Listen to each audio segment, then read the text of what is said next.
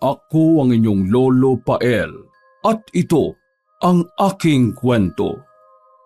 Pasado 8:30 ng gabi, kalahating oras pagkatapos magapunan ng 26 anyos na si Alan, ay naabutan siya ng isa sa mga malalapit na kaibigang si Bobby, edad 27. Nakaupo ang binatang long hair sa couch na kabibili lang ng kanyang mama. Isang linggo ang nakalilipas bago ito bumalik sa ibang bansa para magtrabaho. Naantala ang pagbabasa ni Alan ng libro dahil sa pabulagsak na pagupo ng kaibigan niyang malusog na tigyawati ng muka. Wow! Henyong-henyo ka dyan, Pards ah! Para kang tunay dyan ah! Tumatawa-tawa pa to habang sinisipat ang pamagat ng libro, dahilan para mapaungot at mapabalikwas ng bangon mula sa mahaba at malambot na couch si Alan. Pagkalaon ay tinupi nito saglit ang librong binabasa at hinawi ang mahabang buhok bago tila nagrereklamo ang mukha na hinarap ang kaibigan niyang chubby. Epal ka, Babs no? Seryosong nagbabasa yung tao dito eh. Awit talaga sa'yo, Babs. Ito naman, nagagalit agad. Ano ba yung binabasa mo? Para seryosohin mo ang buhay mo ng todo-todo dyan. Pagkalaon ay tumawa na naman to. Kaya napasimangot naman tuloy si Alan habang binabalunbo ng mahabang buhok. Pagkalapag ng libro ay dali-daling kinuha yun ni Bobby at sinipat ang book cover bago basahin ang title. The Science of Premonition? Pagkadaka ay sa kanya muling nilingon si Alan na katatapos lang magtali ng buhok. Ayos tong libro na to ah. Ang hilig mo sa mga ganyan no?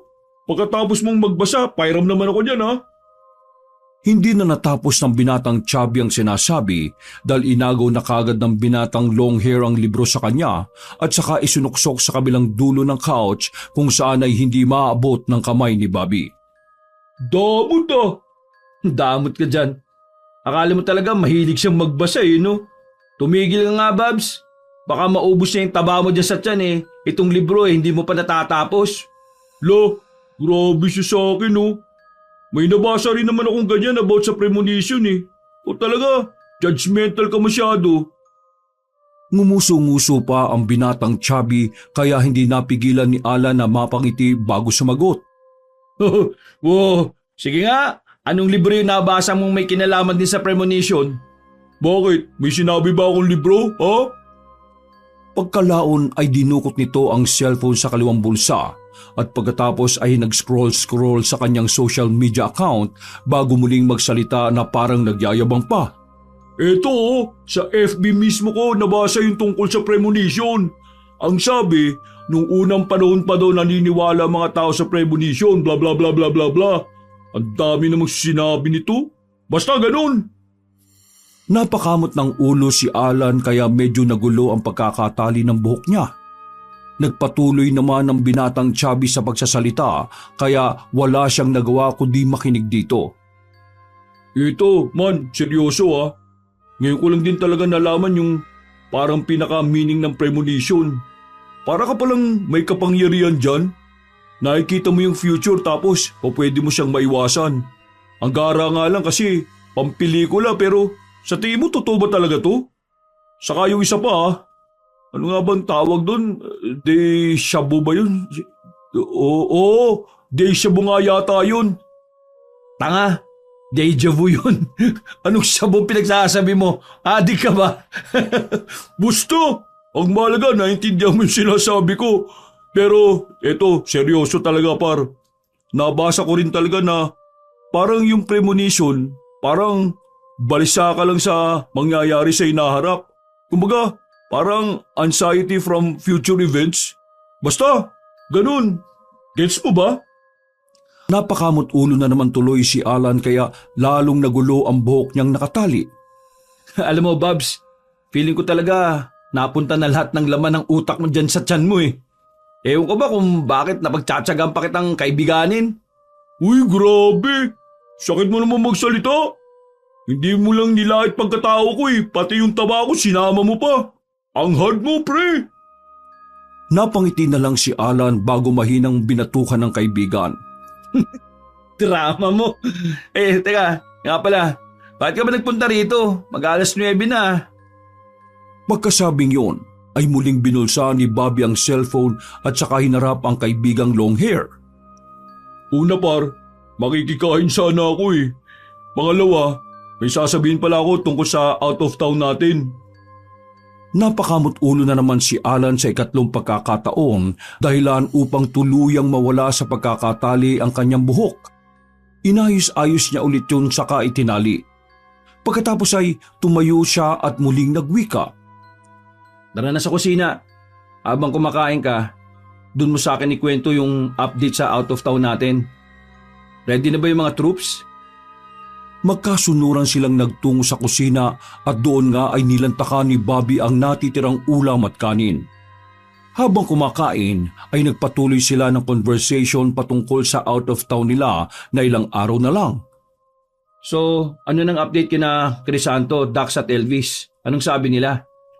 Eto na nga, negative daw yung dalawa. Kita sa ekspresyon ng mukha ng binatang long hair ang pagkadismaya matapos yung marinig. Si Crisanto, hindi pinayagan ng girlfriend. Expected naman talaga sa under na yon. Akala mo, asawa na kung umasta eh. Ahawit. Tapos, si Dax naman, hindi raw po pwedeng mag-absent, mareregular na kasi siya. Ang sabi nga niya, kung po pwedeng i-adjust na lang natin eh. Pucha, sasabihin na naman niya next year na lang. Last year, ganun na rin yung sinabi niya eh. Ayaw mo na kung ayaw makisama yung mga yon. Si Elvis, paano pala siya? Hindi kagad nakaimik ang binatang chubby dahil tila nabilaukan ito. Lang yan. Lumunok ka muna kasi bago ka magsalita. Nang masayaran na ng tubig ang lalamunan at nakahinga na ng maluwag ay saka sumagot si Bobby. Tanong ka kasi ng tanong eh. By the way, G daw si Elvis. Bali Friday night, dito na kami matutulog para hindi na tayo maghintayan. Yun, mabuti naman kung ganun. Yun lang ba sasabihin mo? Pagkatango ni Bobby ay tumayo na si Alan at naglakad pabalik sa sala. Pagkupo sa mahabang couch, saka siya sumigunda ng sasabihin. Babs, linisin mo na lang dyan ha, saka ugasan yung pinagkainan mo ha. Oo, ako nang bahala dito. Nagpatuloy na nga ulit ang binatang long hair sa pagbabasa ng libro hanggang sa hindi niya namalayang nakatulog na pala siya. Nagising lang siya matapos makarinig ng mga ingay mula sa kung saan. Para kasi siyang nakarinig ng mga bubong na nagkakalabugan mula sa kalapit na bahay. Kumurap-kurap muna saglit si Alan bago bumangon sa couch hanggang sa mawala na sa isip niya ang dahilan kung bakit siya nagising. Ha? Nakatulog pala ako. Inayos niya ang hawak na libro saka tumayo at nag-ayos ng buhok. Napatingala siya sa orasan at laking gulat nang makitang mag-aalas 3 na pala ng madaling araw. Oh, nasaan na kaya si Bobby? Di mala ako ginising ng baboy na yun ha. Pagkuwan ay naglakad siya at sumilip sa sariling kwarto. Hindi na niya binuksan ang pinto sapagkat naka-wide open na ito. Nakita niya roon ang kaibigang Chubby na ang himbing ng pagtulog kaya napailing siya. Ayos talaga. Feel at home si Yobab ah. Rapsa ng buhay ah. Natigilan na siya sa pagsasalita dahil mula sa labas ng bahay ay nakarinig na siya ng kalabog kasabay ng tahulan ng mga aso. Sisilipin niya sana yun sa bintana subalit sumasakit na ang kanyang pantog kaya mas inuna niyang magbanyo. At habang umiihi, ilang minuto lang ang lumipas ay nakarinig na naman siya ng malakas na sigawan mula sa kalapit na bahay. Dahil doon ay napamadali siya sa pagjingle at pagkatapos ay patakbong nagpunta sa sala sa kapasimpleng dumungaw sa bintana. Mula sa labas ng bakuran ay nakita niya ang mag-asawang kapitbahay na naghihiyawan ng tulong kaya napilitan siyang lumabas mismo ng bahay. Paglapit niya sa mismong gate ay doon na nga niya nakita ang kalapitbahay nilang nasusunog kasabay ng pagsigaw ng mag-asawa niyang kapitbahay na sinasabing nilooban muna ang bahay nila at sinadyang sunugin. Doon niya na-realize ang narinig na kalabog kanina kasunod ng tahulan ng mga aso. Siguro, yun yung mga magnanakaw. Naudlot na siya sa pagsasalita dahil may dumating ng bumbero na naghatid ng ingay sa buong lugar nila. Nakahinga siya ng maluwag at balak na sanang bumalik sa loob ng bahay, kaya lang pagtalikod niya ay merong isang itim na imahe na hindi niya maaninag ang mukha, maliban sa namumulang mga mata ang bigla na lang sumunggab sa kanya. Matapos siyang malukuban ng kadiliman, ay umalingaw-ngaw din ang maladyablo nitong tinig. Hihintayin kita! Kumalakak pa to ng ubod lakas na siyang dahilan kung bakit biglang kinumutan na matinding takot ang binatang long hair. Nakaramdam siya ng pamamanhid ng buong katawan kasunod ng mabilis na pagtibok ng puso at tila paghahabol ng hininga hanggang sa magising lang siya matapos makarinig ng mga ingay mula sa kung saan. Para kasing nakarinig siya ng mga bubong na nagkakalabugan mula sa kalapit na bahay. Kumurap-kurap muna saglit si Alan hanggang sa manumbalik sa alaala niya ang maladyablong tinig kaya siya napabalikwas ng bangon. Ganun na lang ang pagtataka niya nang mapansing nakatulog pala siya habang nagbabasa. Teka, puno ng pagtataka niyang inisip ang mga nangyari habang napapakunot noo. Panaginip lang ba yun? Sa kanya inayos ang hawak na libro at tumayo kasunod ang pag-aayos ng buhok. Napatingala siya sa orasan at laking gulat nang makitang mag-aalas 3 na pala ng madaling araw. Parang nangyari na to ha. Teka, nasa na kaya si Bobby? Hindi man lang ako ginising ng baboy na yun ha. Matapos maalala ang kaibigang Chubby ay tila nawala na sa isip niya ang mga agam-agam kanina. Pagsilip sa kanyang silid ay naabutan nga niya si Bobby na nahihimbing ng tulog sa sarili niyang kama. Napailing lang tuloy siya habang pinagmamasdan nito. Ayos talaga. Filatom na filatom si Yoba ba? Rapsa ng buhay ah.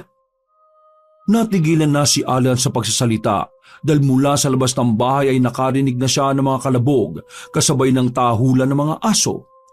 Kasabay noon ay nakaramdam din siya ng pananakit ng pantog at nang patakbo na siya sa banyo ay bigla na lang nanumbalik sa kanyang isip na tila ba nangyari na ang mga bagay na yung kani-kanina lang. Tumigil siya at napalingon sa bandang sala habang inaalala ang mga natatandaan niyang nangyari. Yung magnanakaw, saka yung sunog. Naudlot na siya sa pagsasalita sapagkat nakarinig na nga siya ng sigawan mula sa kalapit na bahay. Langyang yan, nangyari na nga to.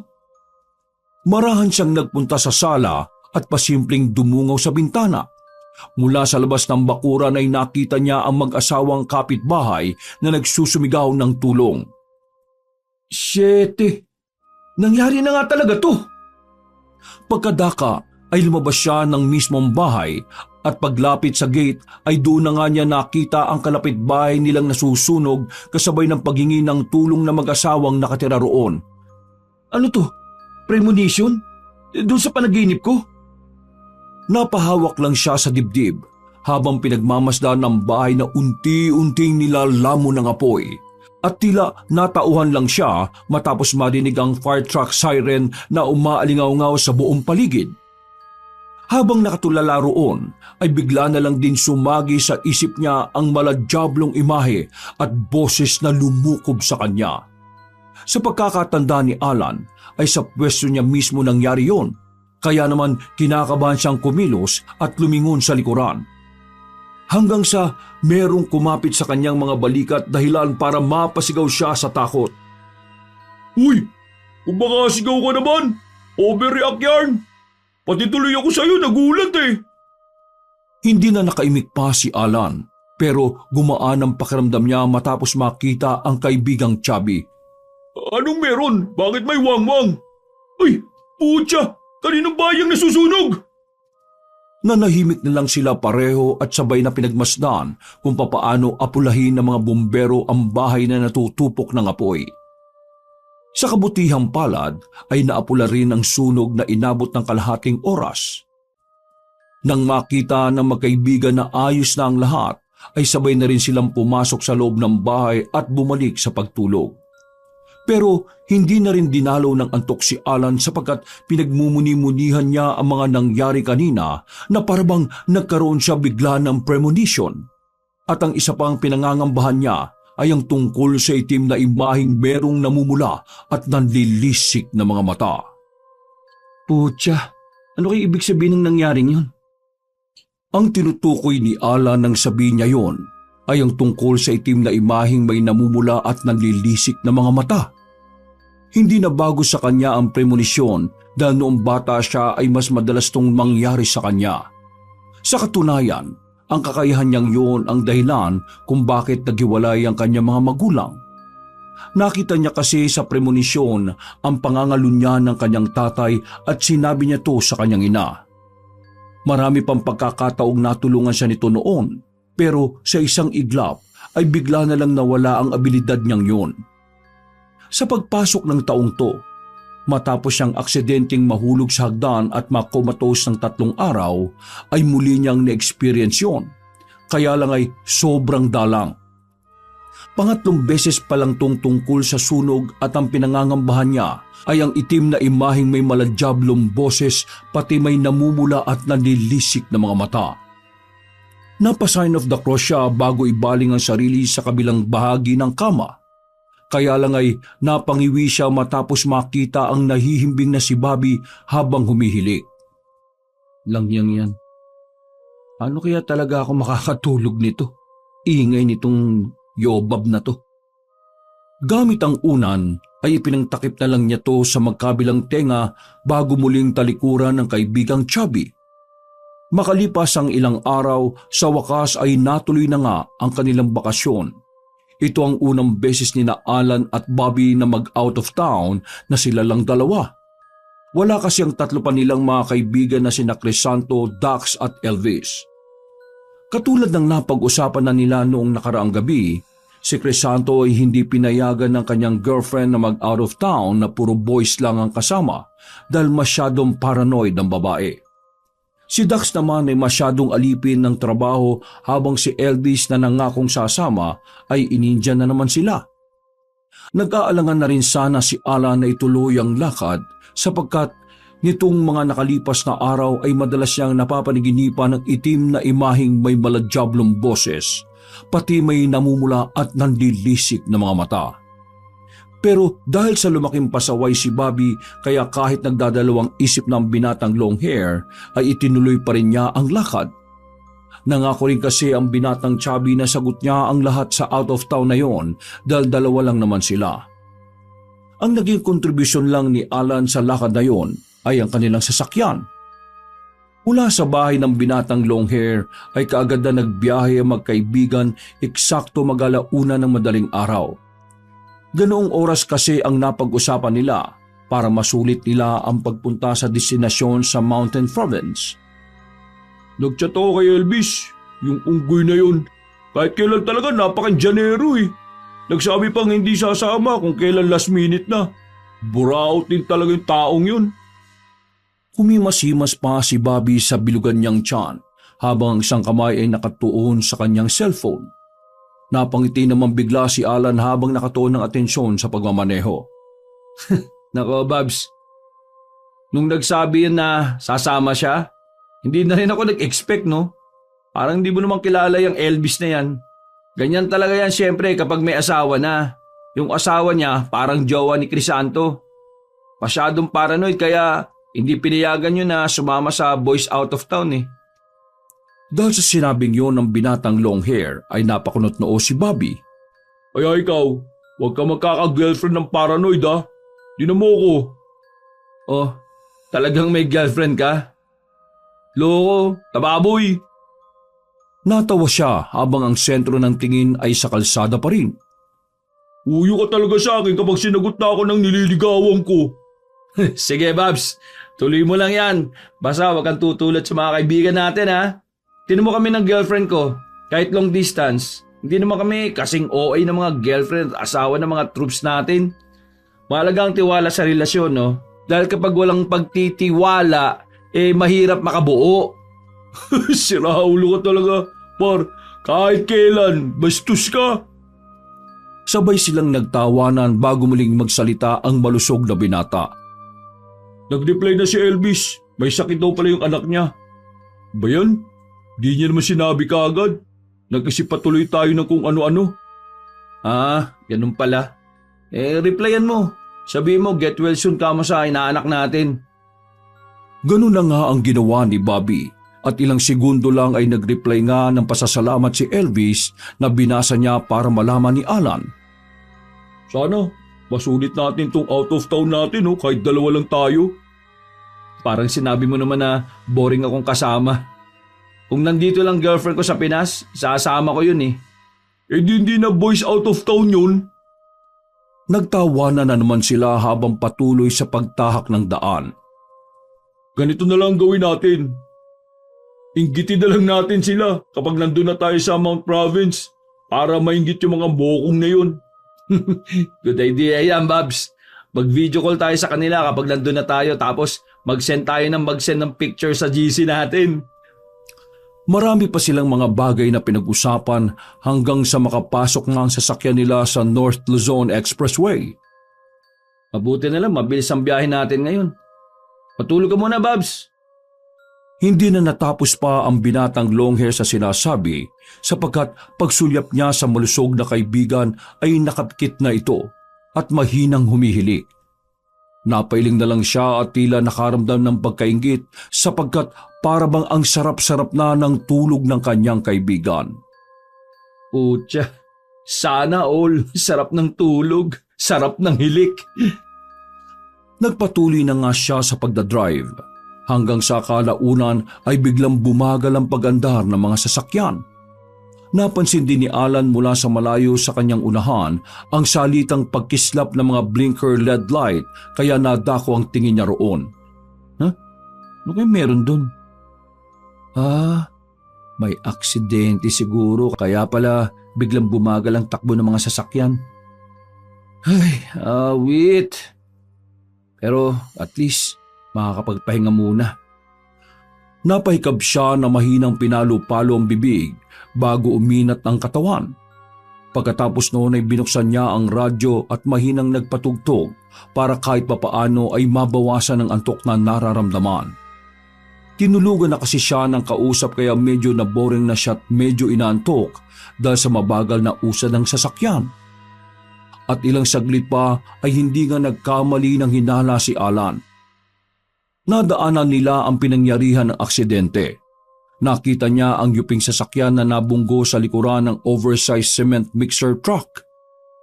Napailing na lang siya habang pinagmamasdan ang kinahinatnan ng nasabing sasakyan na hawig pa ng kanyang kotse. Nang sumenyas ang pulis na nag-i-instruct sa lugar, ay idiniretso na nga niya ang pagmamaneho hanggang sa malampasan ang pinangyarihan ng aksidente. Grabe, kawawa naman yung mga nasa kotse tapos kahawig pa ng sasakyan ko. Natigilan siya matapos muling mapahikab. Antok-antok pa ako Dahil doon ay nilakasan niya pa ng kaunti ang radyo hanggang sa marinig niya ang isang late night talk show na siyang dahilan upang mawala ang kanyang antok. Ayos yung mga payo ng DJ Tama naman siya may point. Dapat talaga give and take sa isang relasyon. Hindi yung give ka lang ng give o take ka lang ng take. Matapos marinig ang mahinang boses ay napasulyap siya kay Bobby. Nang makitang nahihimbing pa rin to sa pagtulog, habang nakahilig ay doon na nagtaka ang binatang long hair. Saglit niyang hininaan ng radyo at muling napasulyap sa tabi niya. Takte, akala ko si Bobby yung nagsalita. Tulog na tulog naman ang loko. Siguro sa radyo yun. Natigilan na siya sapagkat nang hindi sinasadyang mapalingon ng binata sa rearview mirror ay nakita niya sa likurang upuan ng isang itim na imahe na may namumulat ng lilisik na mga mata. Malapit na tayong magkita. Kasabay ng bigla nitong paglaho na parang bula ay nakadinig na nga ng malakas na busina si Alan mula sa likuran. Nang mapatingin siya sa side mirror ay doon niya nakita ang oversized cement mixer truck. Mabilis sa mga sumunod na pangyayari. Nagulat na lang si Alan matapos marinig ang malakas na kalabog gawa ng pagkabunggo sa kanila ng nasabing truck. Napasigaw na lang siya at napapikit dahil sa sobrang takot at pagkabigla. Isayop naman oh! Pagmulat ng mga mata ay ganun na lang ang pagtataka ni Alan dahil nasa toll gate pa lang sila. Pagpasok ng North Luzon Expressway ay napalingon siya kay Bobby kaya lang ay nahihimbing na ang tulog nito habang mahinang humihilik. Yan. Nangyari na to ha. Kung may premonition na naman ako. Habang nagpapatuloy sa pagmamaneho ay pilit niyang inaalala ang nasa premonition niya kanina. Nang may madaanan siyang police car ay sumagi sa isip niya ang nakitang aksidente sa premonition kasunod noon ay may humaharurot na oversized cement mixer truck sa bantang kanan kaya napilitan siyang igilid ang sasakyan. Doon ay biglang nanlamig at nangatog ang kanyang kalamnan hanggang sa kumabog na mabilis ang kanyang dibdib. Mabuti na lang din ay meron ng malapit na stopover kaya pansamantala siyang huminto roon at ikinalma ang sarili. Inalala niyang muli ang premonisyon bago kabadong nagsalita.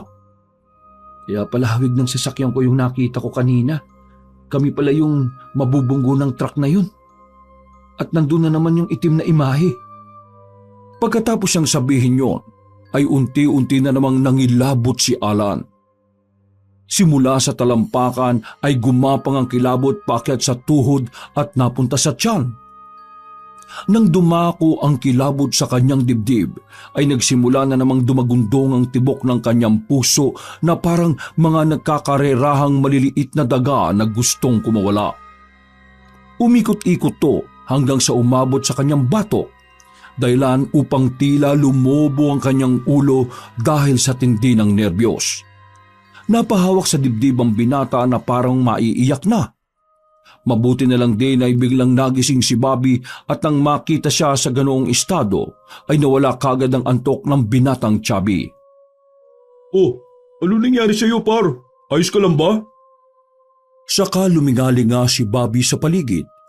Nang makita niyang nasa stopover sila ay muli siyang bumaling sa kaibigang long hair at tinapik-tapik ito. Uy, par, ayos ka lang? Ano ba nangyari?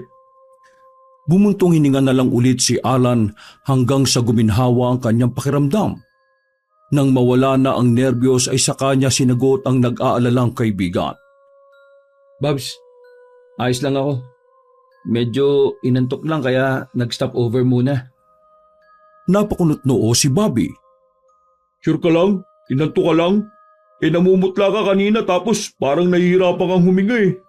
Akala ko tuloy inaatake ka na sa puso eh. Napangiti ng pilit si Alan bago ayusin ang buhok. Gusto niyang mangsabihin sa binatang Chubby ang tungkol sa premonisyon kaya lang ay alam niyang hindi to basta-basta maniniwala sa kanya. Gagi, nantok lang talaga ako. Ikaw kasi tinulugan mo ako eh. Huwag na kaya tayong tumuloy. Bumalik na lang kaya tayo. Gagi! Nako, friendship over talaga tayo kapag hindi natin to na-push. Napabuntong hininga na lang uli ang binatang long hair. O sige tara, magkape na nga muna tayo sa labas. Yan ang pinakamaganda mong sinabi. Promise, mamaya par, hindi kita tutulugan para naman hindi ka lonely habang nagdadrive. Bumili na rin pala tayo ng mga snacks para may nginangata tayo sa biyahe. Higit 15 minutos din silang nagtagal sa stopover na yon at habang nakatambay at nagkakape sa parking area na nasa tapat ng kanilang sasakyan ay napalingon si Alan sa isang police car na dumaan sa harapan nila. Nadinig pa niya ang usapan ng mga pulis sa radyo na tila merong aksidenteng naganap na kailangang respondihan kaya umalis agad ang nasabing sasakyan. Nang mawala na to sa paningin nilang magkaibigan, ay muli siyang napahigop ng kape hanggang sa maubos yon. Narinig mo yung sinabi, may aksidente raw. Baka madaanan natin yun. Hindi umimik si Alan. Pagkatapon niya sa trash bin ng lagayan ng kape, ay pumasok na siya sa loob ng kotse kasunod si Bobby. Dali-dali silang nag-drive paalis sa lugar na yon hanggang sa makalipas nga ang ilang minuto ay bumagal na ang daloy ng trapiko. Doon muling sumagi sa isip ng binatilyong long hair ang tungkol sa kanilang prominisyon. Grabe, naabutan tayo ng pagbagal. Malamang dahil to sa aksidente. May blinker na akong nasisipat mula doon sa unahan, oh. Nanatiling tahimik si Alan at hinayaan niya lang ang kaibigan na magsalita hanggang sa madaanan na nga nila ang pinangyarihan ng aksidente.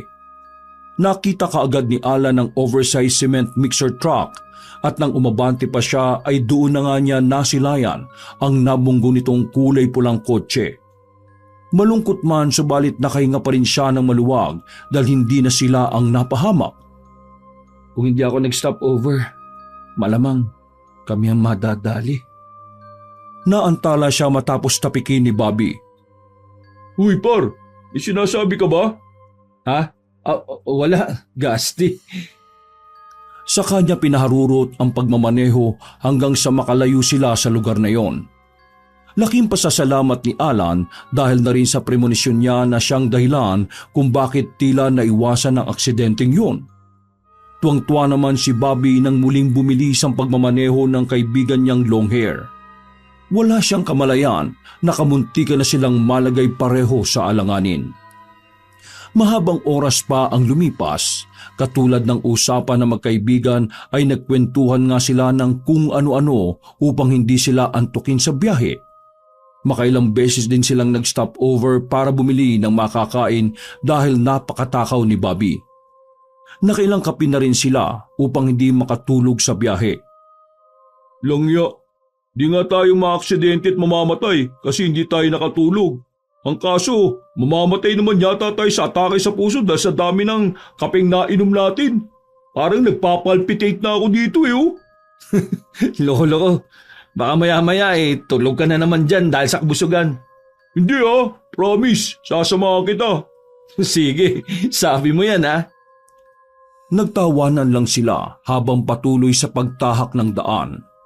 Halos napagkwentuhan na ng magkaibigan ng talambuhay ng isa't isa, kabilang narito kung paano silang nagkakilalang 5 magkakaibigan hanggang sa kung paano nila nakilala ang mga babae sa kanilang buhay.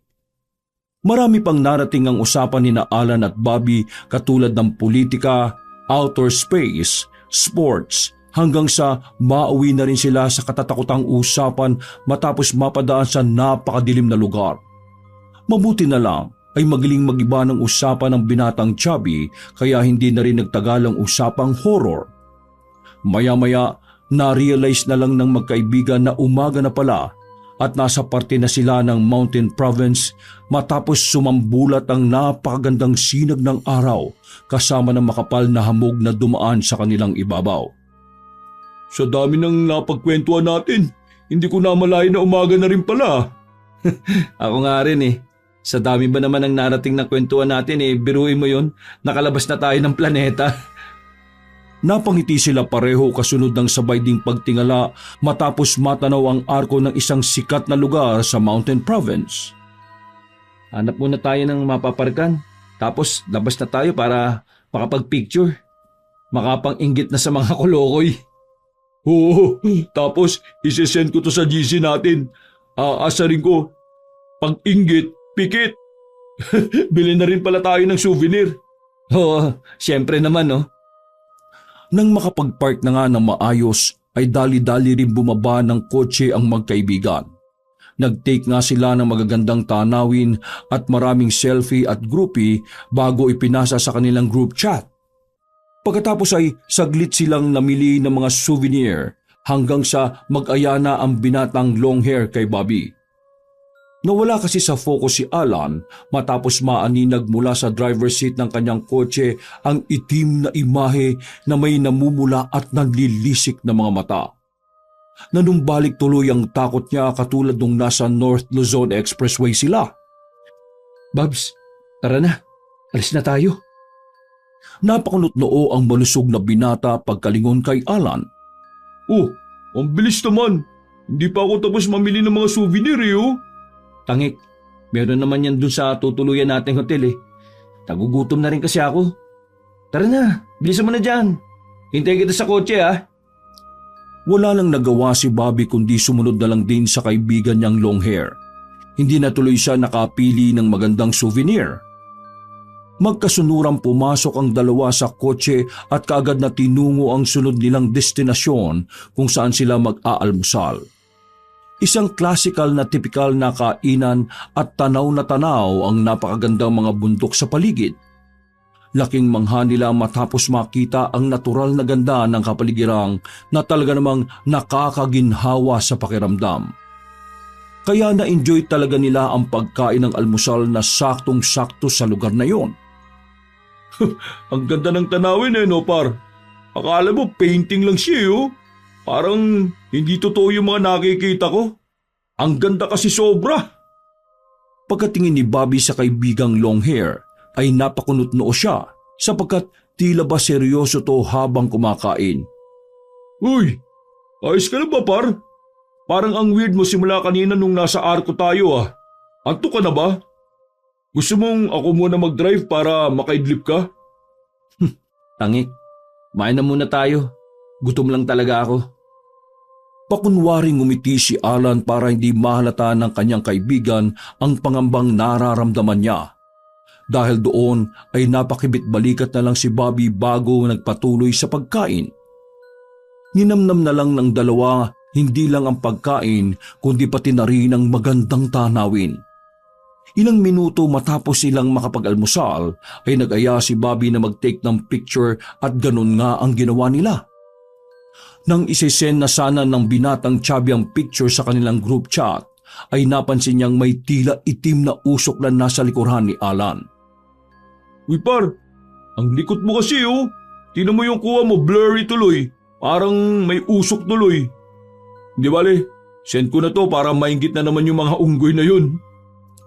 Pagka-send ay kaagad tiningnan ni Alan ang nasabing picture at ganun na nga lang ang gulat niya nang makita ang nasabing usok. Siguradong binatang long hair na ito ang nakikita niyang itim na imahe na merong namumula at nanlilisik na tingin. Kahit kinakabahan ay hindi niya pa rin ipinahalata kay Bobby ang tungkol sa bagay na yon. Ayaw niya rin kasing masira ang araw ng kaibigan para lang alalahanin siya. Nag-enjoy kasi to ng sobra sa mga napakagandang tanawin. Nang matapos na sila sa pagkuha ng mga litrato, ay bumalik na ang dalawa sa kotse at nagmaneho na papunta sa tutuluyan na lang hotel na ilang kilometro pa ang layo mula sa kanilang kinaroroonan. At habang tinatahak ang daan, ay may mga abirering nakaengkwentro ang magkaibigan. Meron kasi silang nadaanan na isang truck na na-stuck sa isang gilid dahil kamuntikan ng mahulog sa bangin. Pagkakita tuloy doon ni Alan ay naalala na naman niya ang premonisyon ng nasa North Luzon Expressway sila. Hindi maiwasang mapatanong sa isip ang binatang long hair habang punong-puno na rin ng pagtataka sa mga nangyayari. Bakit kaya sa tinagal ng panahon ngayon pa bumalik tong kakayahan ko na to? Ang tanda ko na. Simula nang maghiwalay si Mama at Papa, hindi na ako nagkaroon ng premonisyon Isa pa tong itim na imahe na di ko alam kung ano ba yun o ewan. Ay, Diyos ko po. Sana naman walang mangyari sa lakad naming to. Dapat yata talaga hindi na kami tumuloy.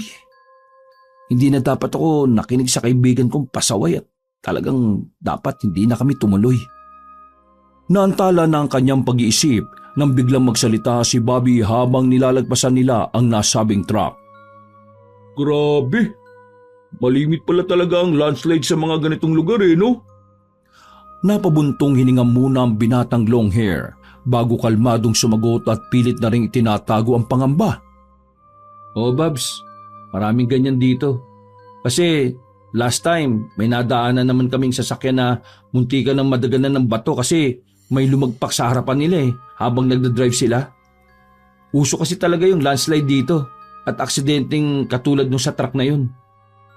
Tila namilog naman ang mga mata ng malusog na binata. Takot naman yun. Tumataas tuloy yung mga balahibo ko Tingnan mo. Diyos ko po Lord. Huwag naman sana mangyari ang ganun sa amin ng kaibigan ko. Mahal pa po namin ang mga buhay namin at bata pa kami Lord. Napailing na lang si Alan habang seryosong tingin sa tinatahak nilang daan dahil nasa gilid lang sila ng matarik na bangin. Uso rin sa lugar na ito yung mga kababalaghan kaya huwag ka masyadong pasaway ha. Makuliets ko ka pa naman. Naku, uuwihan talaga kita kapag nagkulit-kulit ka sa lugar na pupuntahan natin. Iba ang kultura rito ah. Kaya yung ugaling asal mo sa Maynila, wag na wag mong dadalin dito. Paalala lang, Babs. Uy, grabe ka naman sa akin. Pareho lang naman tayo pasaway eh. Biruin mo yun ha, kahit dalawa lang tayo. Tinuloy natin tong trip na to. Humalakhak ang binatang chubby kaya napangiti na rin si Alan at kahit papaano ay naibsan ang pangambang nararamdaman niya. Pero may iba tayo. May naalala tuloy akong kwento eh. Parang napakinggan ko na yun sa social media sa kwentong katatukatan ni Pamela Clamil. Parang dito nga rin yun sa lugar na yun eh. Naalala ko lang bigla.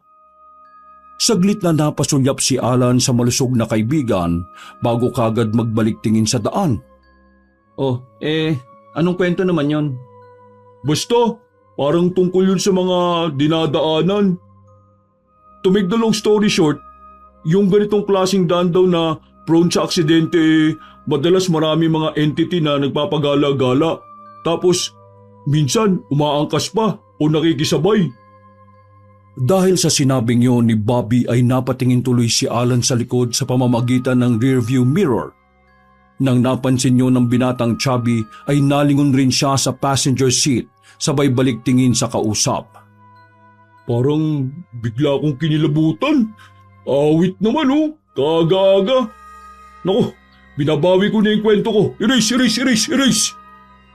Saka siya napahimas ng ilang ulit sa braso sapagkat nanayo ang mga balahibo niya at pagkatapos ay bigla siyang napa-sign of the cross. Si Alan naman ay seryoso lang habang ang tingin ay nasa tinatahak pa rin nilang daan. Hindi na rin maintindihan ng binatilyong long hair ang kanyang nararamdaman. Kanina pa habang nagkukwento ang kanyang kaibigan ay may kung anong kakaibang presensya siyang nararamdaman sa mismong backseat. Dahil doon ay wala nang umiimik sa kanilang dalawa.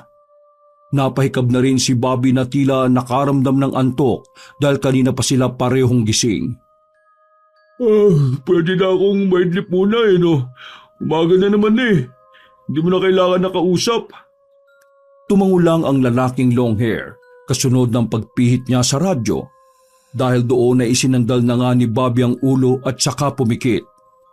Si Alan naman, habang ang atensyon ay nasa daang tinatahak, kumuha siya ng maanghang na candy sa car drawer at agarang kinain para hindi antukin.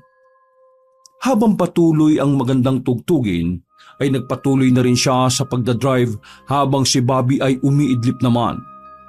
Pasado 11:00 ng umaga ay nakarating na nga sila sa lugar ng destinasyon. Kaagad dumiretso ang dalawa sa hotel kung saan sila nag-book ng matutulugan at nang naiayos na nila ang mga gamit ay saglit silang nagpunta sa maliit na restaurant ng hotel para umorder ng makakain na pananghalian. Mabilis na inubos ng dalawa ang inorder nilang pagkain kaya agad din silang bumalik sa kanilang kwarto dahil antok na sila pareho. Iisang kwarto lang ang kanilang inupahan sapagkat sanay naman silang matulog ng magkatabi. Tol, matulog lang muna tayo ha. Total, bukas pa naman talaga tayo arangkada sa lugar na to eh. Mamayang gabi, maggala-gala na lang tayo sa bayan tapos doon tayo mag-inom. Sige, walang problema. Naantok na rin talaga ako, Babs. Sige na, matutulog na muna ako. Mabilis lang nakatulog si Bobby pero si Alan nakailang beses na siya sa paghahanap ng komportableng pagiga. Pero kahit anong gawin niya, kahit na anong pagod niya at antok na meron siya, ay hirap na hirap pa rin siyang makatulog dahil sa mga naiisip. Huwag ka na mag-isip ng kung ano-ano, Alan. Tulog ka na. Magiging okay din ang lahat. Basta i-relax mo lang ang sarili mo. Pumikit siya at ilang beses na huminga ng malalim hanggang sa hindi na rin niya namalayan na tinangay na ng antok ang kanyang diwa.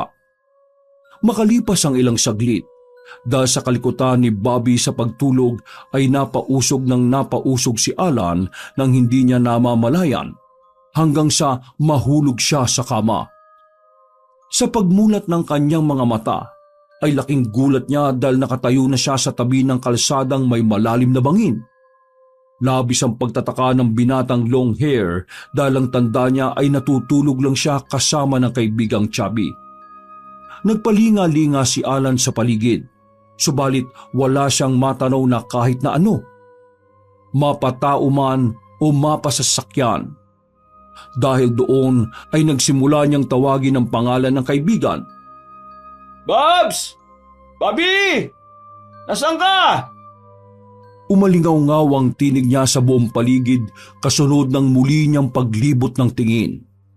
Hindi niya masiguro kung panaginip ba o premonisyon o totoo ang mga nangyayari.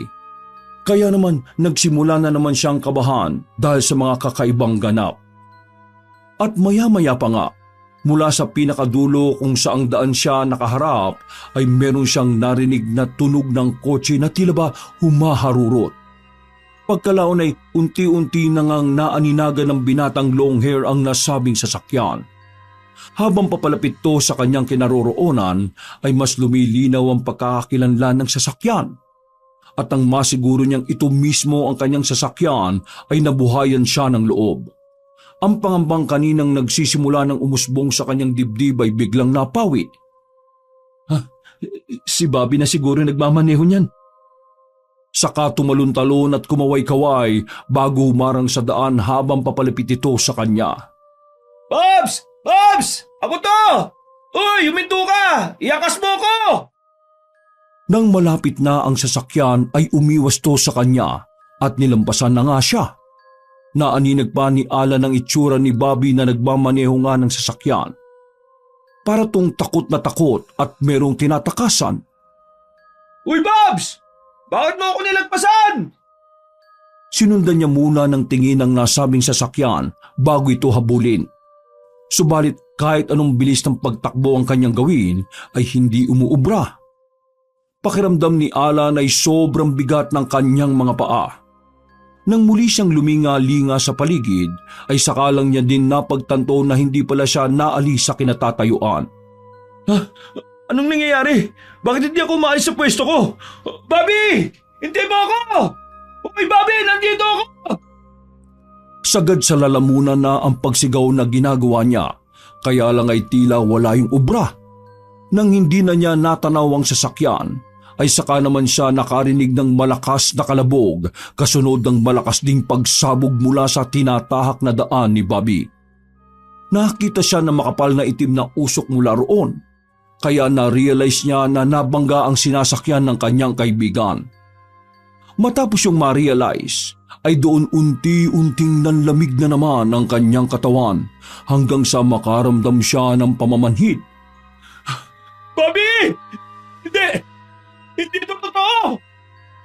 Eksaktong pagkasabi niyang yon, ay napatingin siya sa maitim at makapal na usok. Unti-unti yung kumorte ng isang imahe at saka bumulusok papalapit sa kanya na patuloy pa rin nakakaramdam ng pamamanhid ng katawan. Nang tuluyang bumagsak sa kanyang harapan ang nasabing usok, ay sa isang iglap, isang nakakatakot na nilalang ang biglang lumitaw. Nababalot ito ng itim na usok. Nasa 7 talampakan ng taas, namumula ang mga mata, at ang pangatlo ay nasa noo na lalong nagpatayo sa mga balahibo ni Alan. Unti-unti ring tumubo ang mga sungay nito sa noo na halos 12 pulgada ang haba. Bigla rin siyang napalingon sa lupa nang ihampas ng nasabing nilalang ang buntot nito roon. Ngumiti sa kanya ang maladyablong nilalang at saka nagsalita. Matagal kong inintay ang panahon na to, Alan, na bumalik ang abilidad mong yan. Bibihira pa naman sa tao ang napagkalooban ng ganyang kakayahan. Dahil sa labis na takot ay halos hindi niya inintindi ang sinasabi nito. Hindi niya rin naman kasi talaga maunawaan. Isa pa, hindi niya alam kung panaginip ba ang nangyayari o hindi. Hindi mo na ba maalala? Sabagay, bata ka pa nung isarayan ng albularyo. At bumalik lang ulit matapos kang maaksidente. Napakapalad ko dahil makukuha ko na sa iyo yan ng tuluyan! Dahil sa mga sinabing yon ng nakakatakot na nilalang, ay tila ba kung anong alaala ang kumurot sa isip ng binatang long hair. At sa isang kisap mata ay bigla na nga lang nanumbalik ang lahat-lahat. Kung paanong nagdesisyon ng mama niya na isara yon dahil ayon sa albularyo ay masyadong maningning ang abilidad ni Alan sa mata ng mga demonyo.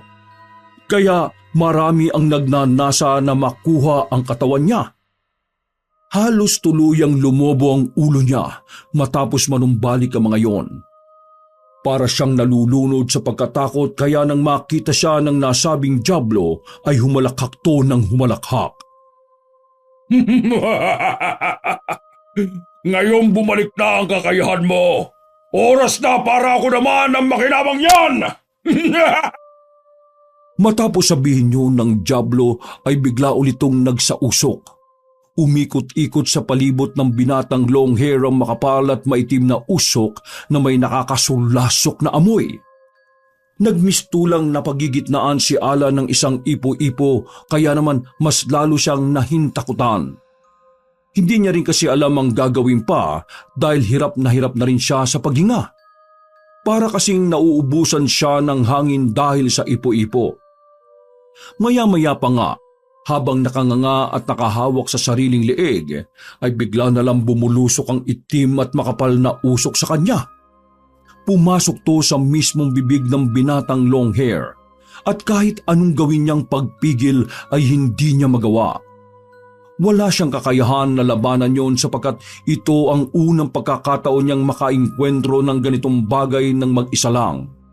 Sinubukan niyang kumakbang paatras habang tinitikom ang bibig subalit hindi na niya maigalaw pa ang katawan sa hindi malamang dahilan. Sa isang iglap din, biglang kumapal ang hamog sa buong paligid, kasunod ng unti-unting pagdilim hanggang sa tuluyan nang mabalot ng dilim ang buong paningin ni Alan. Nang tuluyang makapasok ang itim na usok sa kanyang pagkatao, ay narinig na lang niya ang malakas na halakhak ng demonyo na tila ba sa isip niya lang nang gagaling. Lumabas ka sa katawan ko! Lumabas ka sa katawan ko! Tumawa muna ng tumawa ang dyablo bago to maotoridad na nagsalita, dahilan upang lalong hindi makakilos si Alan. Wala kang kapangyarihan! Ako na ang magmamaniobra mula ngayon! Magagamit ko ang kakayahan mo para mas marami pang tao ang mapunta sa impyerno! Sa muling paghalakhak ng nasabing demonyo ay doon na nga siya biglang napabangong bigla sa kama at nagpalinga-linga sa paligid. Paglingon niya sa tabi ay nahihimbing ng tulog si Bobby kaya binalak niyang gisingin ito. Subalit nang hahawakan na niya ang kaibigan ay ganun na lang ang pagkabigla ni Alan ng para siyang kaluluwa na tumagos dito.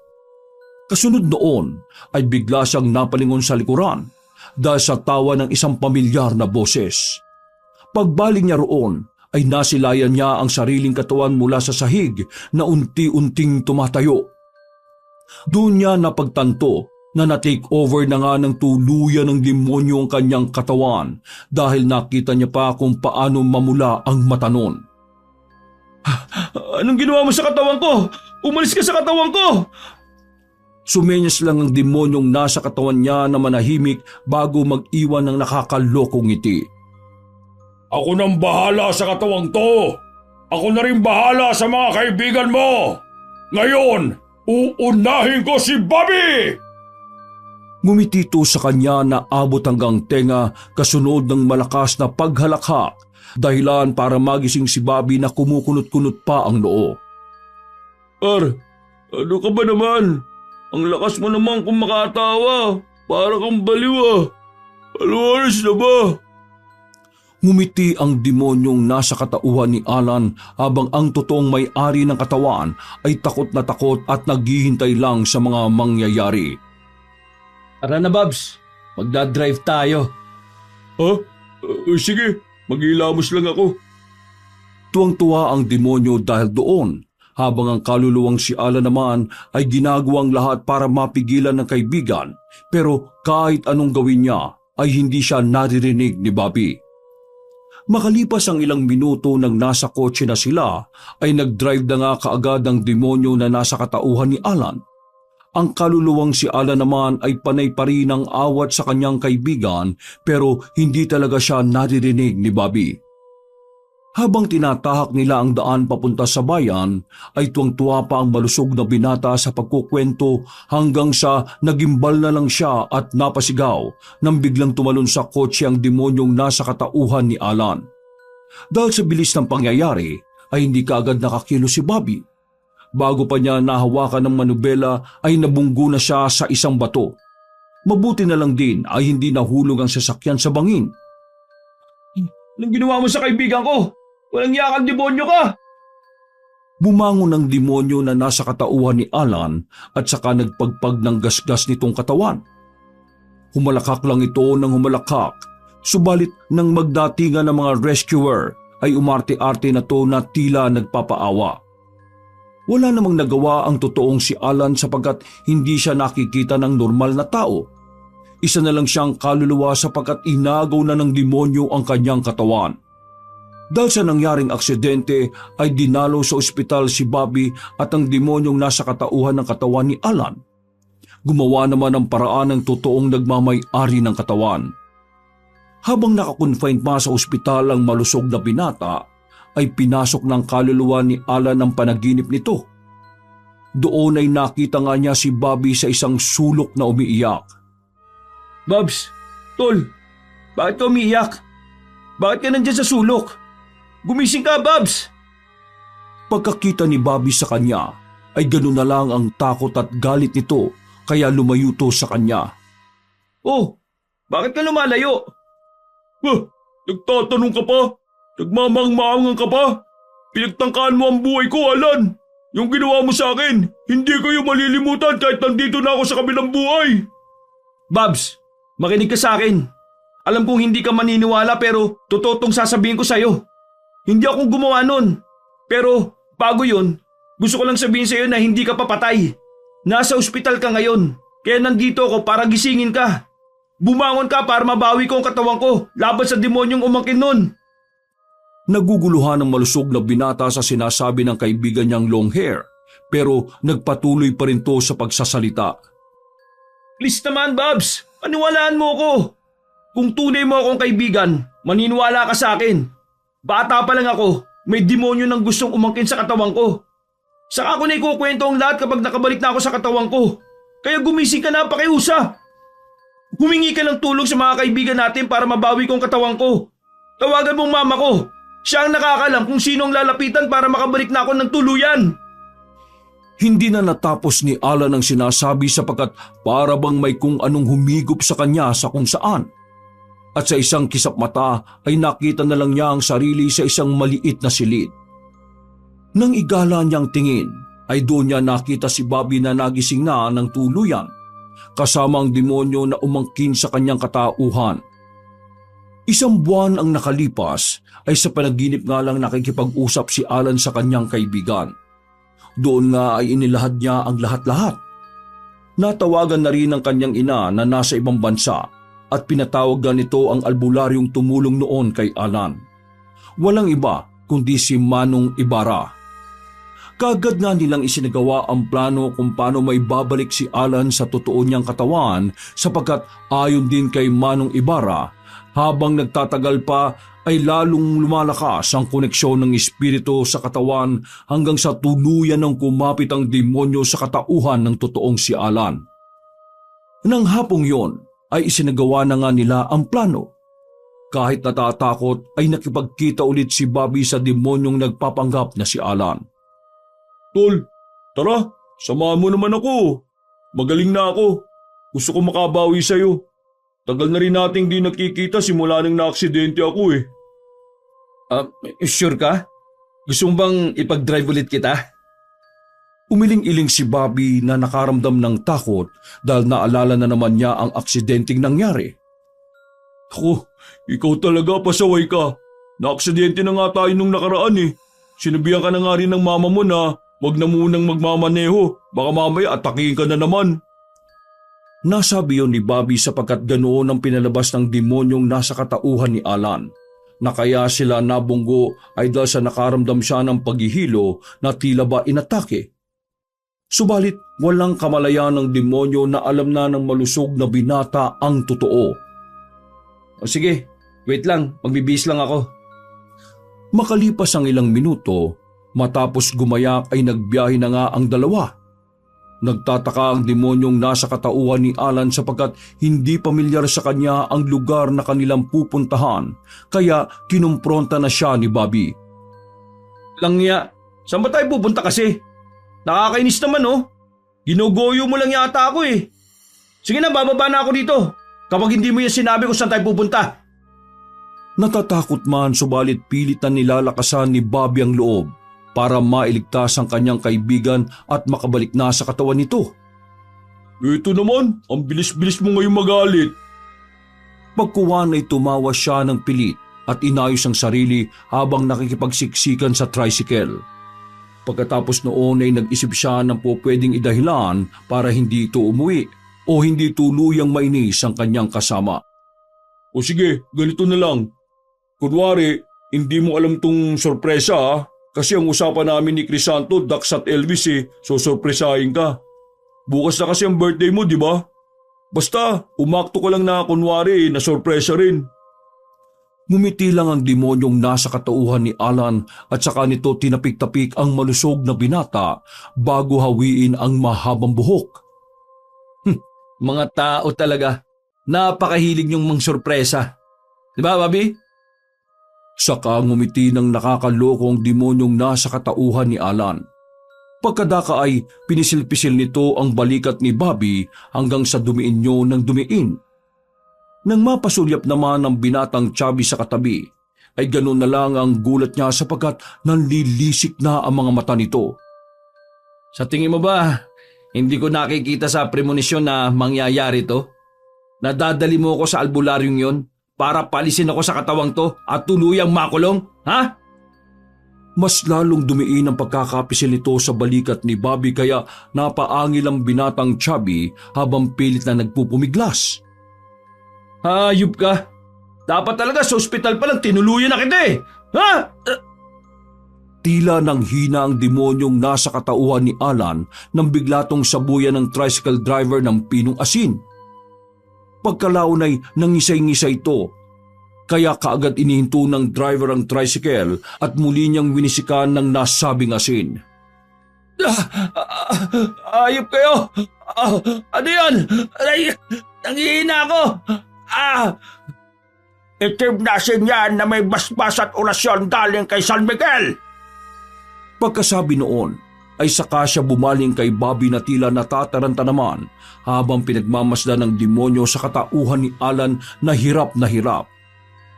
Itali ba? Madali ka! Hindi yan basta-basta makakabawi ng lakas. Kunin mo to. Kapag umalma, budburan mo ulit para magbukas ang bulating binutburan na asin. Wala na silang sinayang na oras. Matapos maitali ng maigpit, ay nagpatuloy ang albularyo sa pagmamaneho hanggang sa marating nila ang kanyang bahay. Doon ay naabutan nila sina Crisanto, Dax at Elvis na kausap sa telepono ang mama ni Alan. Kitang-kita sa mukha ng ginang ang matinding pag-aalala lalo na nang masilayan na nito ang anak na iba na ang itsura. Maulang yan kayo! Anong ginawa niyo sa akin? Mama, tulong! Tulong! Bakit nila ako ginaganito? Papatayin yata nila ako, Mama! Bago pa matapos ng demonyong nasa katauhan ni Alan ang sinasabi nito, ay binusalan na siya ni Bobby. Dahil doon ay lalo tong nagkakakawag, kaya nabitiwan siya ng binatang chubby at mabuti na lang ay napigilan siya ni Crisanto at Dax. Saka muling hinagisan ng itim na asin. Nanangisay-ngisay sa sahig ang demonyong nasa katauhan ni Alan. Nanlumo naman ang kanyang ina habang pinagmamasdan nito mula sa video call. Kunin niyo na siya! Madali kayo't ilagay sa lamesa! Makinig kayo mabuti sa sasabihin ko, ha? Kahit anong gawin niyang pagmamakaawa sa inyo, huwag niyo siyang papansinin. May mga bagay siyang mababanggit na hindi niyo sukat akalain pero baliwalain niyo mga yon. Ang demonyong yan, bata pa lang yang si Alan. Gustong-gusto niya nang makapasok sa katawan nito dahil sa abilidad niya. Matapos nilang mailapag at maitali sa lamesa ang demonyong nasa katauhan ni Alan, ay umatras ang apat. Nagpatuloy naman sa pagsasalita si Manong Ibarra. Habang nakikinig silang lahat, kasabay ang nanay ni Alan na nasa video call. Sinasabi sa Biblia, kapag ang demonyo ay umalis sa katawan ng isang tao, hahanap to ng malilipatan, kaya iwaksin niyo ang takot at sa halip ay manalangin kayo habang ibinabalik ko ang demonyong ito sa kung saan siya nararapat. Natigilan na ang matandang albularyo sa pagsasalita dahil sa nagkakawagang demonyong nasa katauhan ni Alan. Sumenyas naman ang Ginoo kay Bobby na tanggalin ng busal, kaya ganun nga ang ginawa ng binatang Chubby. Pagkatanggal niya ay humalakak kagad ang demonyo. Pinagmasdan din nito ang apat na kaibigan hanggang sa magwala na to ng magwala bago magsisigaw. Mga hayop kayo! Mga hindi kayo tunay na kaibigan! Binenta niyo ako sa matandang to! Namimera lang yan sa atin, Mama! Huwag ka magpapaniwala sa matandang hukluban na to! Malapit na tong lamunin ng lupa eh! Tumigil ka! Hindi kasi alam, di ba niya? Ngayon, dapat noon ko pa to ginawa. Ibabalik na kita kung saan ka nararapat! Tila namutla ang demonyo matapos yung marinig na sinabi ng matandang albularyo. Kaya nagpumilit talaga tong makawala mula sa pagkakatali.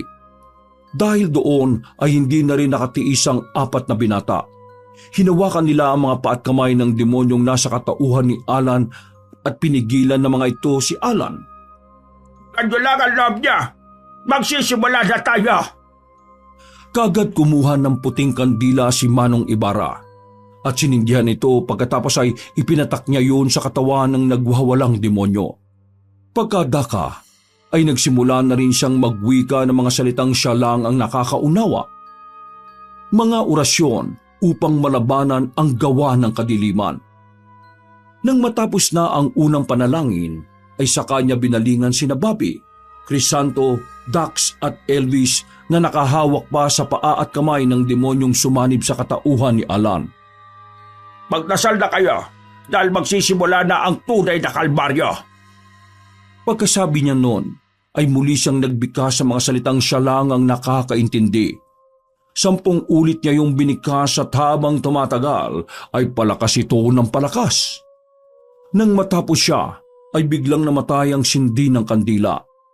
Umihip ng malamya ang hangin subalit kakaibang lamig ang hatid nito sa kanilang lahat. Saglit na nilamon ng nakabibinging katahimikan ng paligid hanggang sa bigla na lang ulit nagwala ang demonyo. Sa tindi ng pagwawala nito ay nakabitaw isa-isa ang mga pumipigil dito pero hindi nagpatinag si Manong Ibarra. Lakas loob niyang winisika ng itim na asin ng demonyo hanggang sa sumigaw ito at umangil. Galit na galit ito na kitang-kita dahil naglilitawan na makakapal na ugat nito sa iba't ibang bahagi ng katawan. Nag-iba na rin ang tono ng boses nito na tila pinaghalo-halo at galing sa kailaliman ng lupa. Mga hayop kayo! Kayong lahat, papatay ko kayo! Kapag nakawala ko rito, ikaw ang uunahin kong matanda ka! Isusunod ko kayo mga walang kwentang kaibigan! Mga wala kayong silbi! Mga wala kayong silbi! Ah! Ikaw, demonya! Wala kang karapatan sa katawan ng tao ito! Wala kang karapatan kahit sa lugar na ito! At lalong higit sa lahat, wala kang karapatan na gambalain ng mga tao ito! Matapos banggiti ng matandang albularyo ang pangalan ng demonyo, ay sa kanya ilang beses pang hinagisa ng itim na asin bago muling magwika. Inuutusan kitang bumalik sa impyerno at kahit kailan, hindi kita pinahihintulutang bumalik pa sa lugar na ito. Lumayas ka sa katawang yan sa pangalan ng Diyos Ama, ng Diyos Anak, at ng Diyos Espiritu Santo. Mabulok ka sa impyerno kung saan ka nararapat! Hindi pwede to! Hindi mo ako matatalo! Papatay ko kayo lahat! Lalo-lalo ko na matanda ka! Papatay ko kayo! Hindi ako pwede bumalik sa impyerno! Meron pa akong misyon dito sa lupa! Ah! Humangin ang ubod lakas at kasunod noon ay bigla na lang lumutang ang katawan ni Alan. Naputol din ang mga tali kasunod ng pagkawala nito ng malay. Nagulat ang lahat sa kanilang nasaksihan at nang mawala ang malakas na hangin ay biglang nahulog ang walang malay na si Alan. Mabuti na lang at nasalo siya ng 4 na kaibigan. Nang tingnan nila ang mukha ng kaibigan ay bumalik na ito sa normal.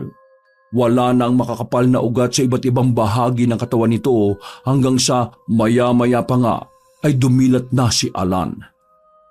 Tol, ikaw na ba yan?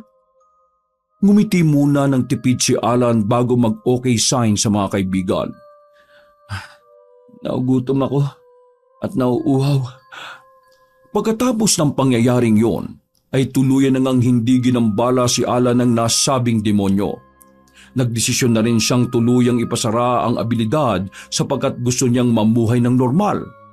At bilang respeto sa kanyang desisyon, ay ganun nga ang ginawa ni Manong Ibarra. Sa paglipas ng araw, linggo, buwan at taon, natupad din ang out of town nilang 5 na puro lalaki lang at walang kasamang mga babae. Nagkaroon na rin ng girlfriend si Bobby at sa paglipas pa nga ng maraming taon na kahit meron na silang sariling mga pamilya ay hindi pa rin natinag ang kanilang pagkakaibigan. May mga pagkakataon na napagkukwentuhan na lang nilang 5 ang karanasang yon na hinding-hindi nila malilimutan kahit kailan at kahit sa kabilang buhay. Wakas!